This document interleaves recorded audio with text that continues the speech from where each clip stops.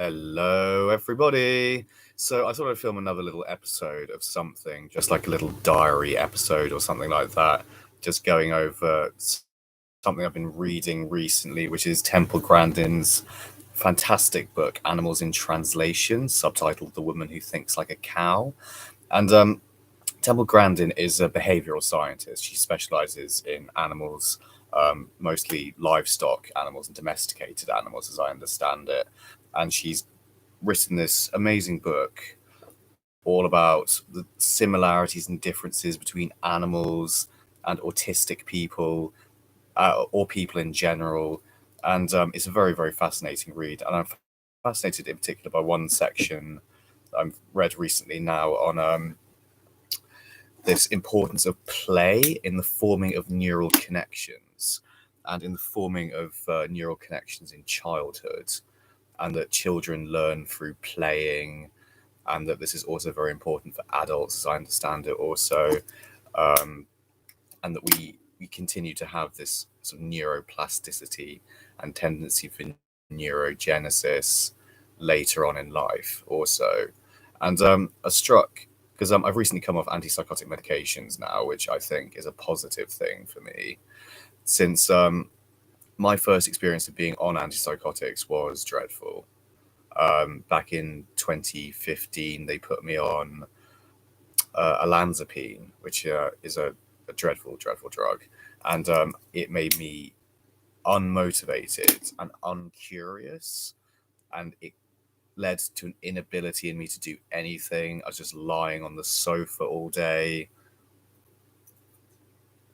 not doing anything, not moving around, not engaging any kind of physical activity.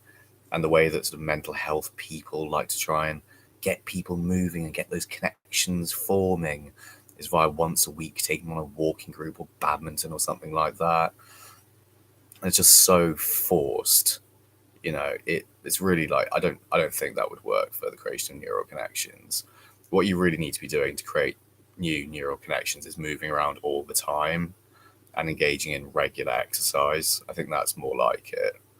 And I think that's actually one of the reasons why I went to work on a farm back in 2018, is because I've been through all this shit with mental health people and the drugs they give you. And I stopped taking the medications at that point. Like, I need to go work outside and work with animals and and move around regularly and a lot, and that did lead to quite a substantial level of neurogenesis and the forming of new brain connections, and something more like recovery from mental illness, I think. And also, one thing I've been getting interested in recently is the possibility of plant excuse me, the possibility of plant consciousness, which sounds like a very wacky, out there idea. But I've been hearing all sorts of things recently, and I heard this on the Joe Rogan Experience podcast, that you can play sounds of plants being eaten by caterpillars next to other plants. They will change the chemical compositions of their leaves. They will secrete certain chemicals into their leaf structures that make their leaves unpalatable to animals. And that, for instance, if giraffes do this, if they're heard eating the leaves of a plant by the plants they're eating, the plants will actually send signals downwind via pheromones to other plants, and giraffes can die of starvation this way. It's absolutely fascinating stuff, and I've been thinking more about the potential for things like fungal intelligence also, and I really want to buy like a proper good scientific book on this subject, and look into that in more detail, because this Temple Grandin stuff is really, really fascinating. And now that the effects of antipsychotics are wearing off, I can really get back into reading more, which is something I dearly miss now that I come to think about it. So just going back through this book I'm reading at the moment, talking about social touching, raising endorphins in animals, importance of play. I've sort of been over that already. Yeah. Oh, this is an interesting thing. This is exactly what happened to me with antipsychotics. She's talking about, what is it called? The animal. It's the, where is it? Sea something. The Sea Squirt. This is it. Yeah, it's an animal that starts out like a tadpole, and it has about 300 neurons, and it starts out with something like a basic nervous system, and then it turns into something more like a turnip attached to the ocean floor, and it will attach itself to the ocean, to a single spot on the ocean floor, and remain there for the rest of its life. And its brain is its relatively rudimentary brain and nervous system will ossify into nothing. And that is what I think happens with a lack of physical activity brought on by antipsychotics. Your brain shrinks on antipsychotics. These are dreadful, dreadful drugs to put someone on. I think it's and the process of brain shrinkage, for anyone who likes using their brain, is very much like being tortured, I think. Or it is torture. Why not? Because you expend conscious psychophysiological effort toward the end of attempting to use your brain to figure out the problems in your life, but that process is being inhibited actively by antipsychotics, and you can't make any progress on that level with the self-psychologizing of yourself. Not to be too tautologist about it, but yeah, it's a dreadful, dreadful thing. Your grey matter wastes away under the brutality of antipsychotic treatment. And people around you have the audacity to say that it's an improvement in you. Actually, they don't like it when you're thinking. And they'd rather you sort of slip away into a drooling vegetative state. And possibly that'd make them feel better about their own silly little lives and so on. But they don't really think for themselves, one way or another. Or they pour booze on their problems, or just consume loads of television, or whatever it is. It's their own little form of narcotic. Yeah, so I'm someone who enjoys thinking. I'm someone who is curious by their nature. And this is a book, also Animals in Translation. So the secondary subject of it is autism. I suspect I've suffered, well, not suffered, but yeah, suffered also with autism or Asperger's syndrome for my entire life. And I don't agree with everything, all the points that Temple Grandin raises, or the points that she raises, they're not always part of my experience. But then again, she's, I believe, high functioning autistic. She's not an Aspie. She doesn't have Asperger's syndrome. So she has a more inhibited language ability, as I understand it. But she obviously has gifts that excel many other people's in many other ways, such as her ability to apparently understand animal behavior and the cognitive processes of animals. So, I mean, I've always had difficulties with social communication, social imagination. I've always had obsessiveness. Anyone who knows me will attest to that. I got obsessed with collecting bottle caps as a kid. I got obsessed with Star Wars, obsessed with Lord of the Rings, very nerdy, all this stuff. Obsessed with dinosaurs, obsessed with Thomas the Tank Engine going even further back. Obsessed with aircraft at one point. Obsessed with physics and science actually as a kid. Well, science in general, but mostly physics. Obsessed with What was the next obsession? Sort of entering teenagehood. Oh yeah, I got obsessed with gambling and like developing gambling systems online. I got big into conspiracy theories as a young adolescent, like 11 or 12-year-old. What was after that? It must have been comedy. After that, at some point, and the desire to consume as much stand-up comedy as I could possibly get my hands on. Obsessed with films. At one point, that was later on. What was like the intervening obsession? Obsession with all sorts of occult, esoteric stuff. Um, Big obsession with things like astral projection and these bizarre forms of meditation and lucid dreaming and all this sort of thing, where you can induce hypnagogic sleep states and put yourself in REM sleep and induce out of body experiences, which I actually managed to do successfully on a number of occasions. And sort of learned, I think, a great deal about probably not anything esoteric, but very much about the human psyche and the nature of cognition in those sorts of exploits. For instance, I had one experience where I managed to induce an OBE, and I was sort of dragged by the experience along a familiar trajectory that had been mapped by repeatedly going along this route, which was a route towards my school. I was sort of dragged and pulled in that direction during the out-of-body experience.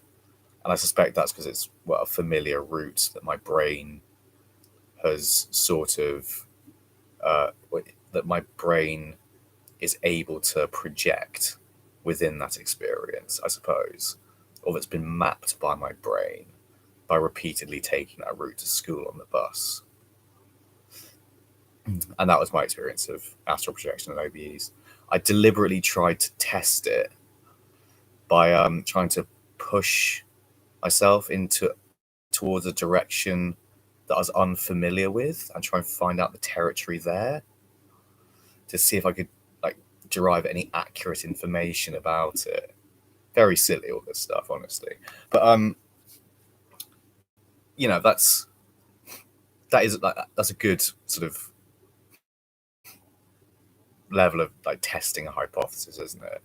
Or it's a good way of trying to find out something or do some science, if you know what I mean. And it's at least treating esoteric phenomena with a scientific attitude, I think. So yeah, that's sort of what's going on at the moment.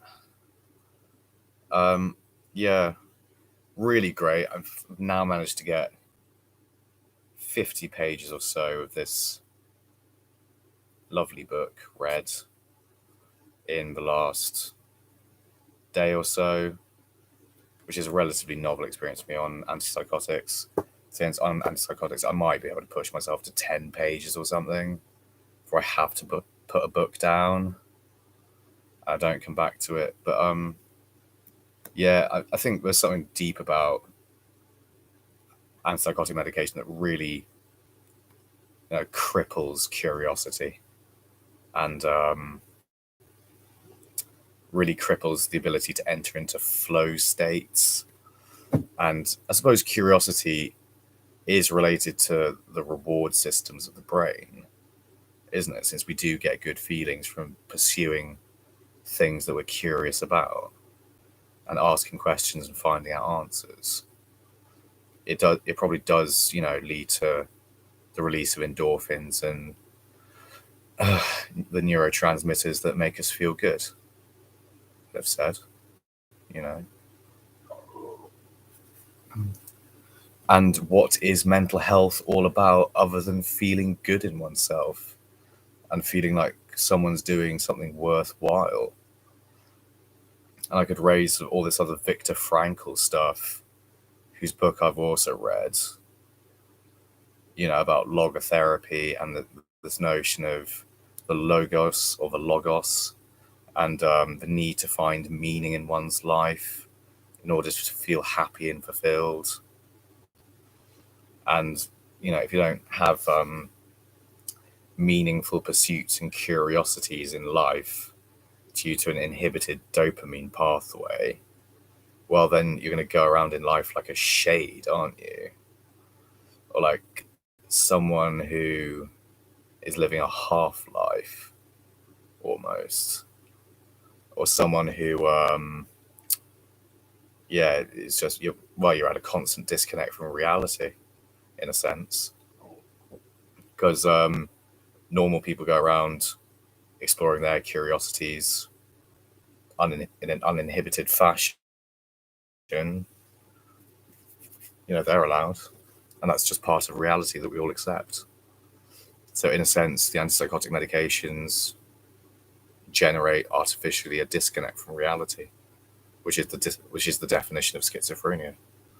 So they lead directly to schizophrenia in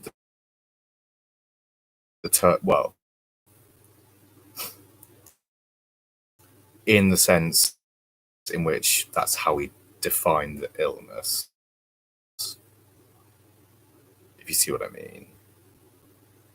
So psychiatrists of this thing, that schizophrenia, which they say, it's just a disconnect from reality, whatever that means. And that's the modern way of thinking about it, as opposed to a split personality, or as opposed to having multiple personalities,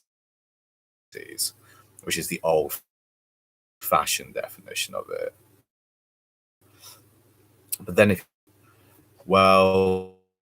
then you're entering into some quite difficult territory, since all sorts of people are actually disconnected from reality, and they don't even realize it because they're deluded. For instance, they're all disconnected from reality. There's loads of them out there. Or people who labor under one delusion or another,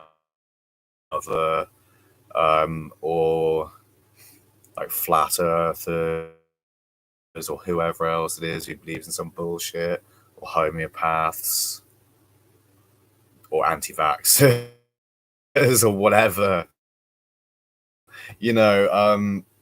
How many people read a horoscope? How, like, metaphysics, so far as life's concerned, or probably is a load of bullshit, or whatnot. Everyone's got their little crutch of utter rubbish, I think. So everyone would be a schizophrenic. And for this reason, also with psychiatrists, diagnosis of you. But what is the bit of bullshit they're clinging to is probably schizophrenia. See what I mean? A number of things, categories, clam, word salads, and being too verbose, and so on. Nations, which crucially you must lack insight into, and then there are delusions. And it's really on the subject of delusion, I think, that trips up most people, since one psychiatrist I encountered, she said, "You're deluded about one thing," and I didn't actually bother asking her what that one thing was.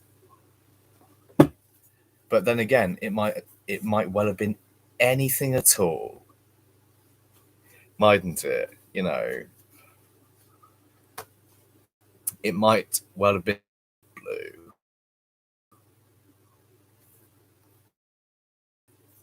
You see what I mean? This is how beliefs work. You believe one thing, like you say, "Oh, do you believe the sky is blue?" On a grey day, I'm like, "Yeah, I believe the sky is blue." It's like, well, it's clearly not blue at the moment, is it? And you're hence delusional. It's this sort of thing,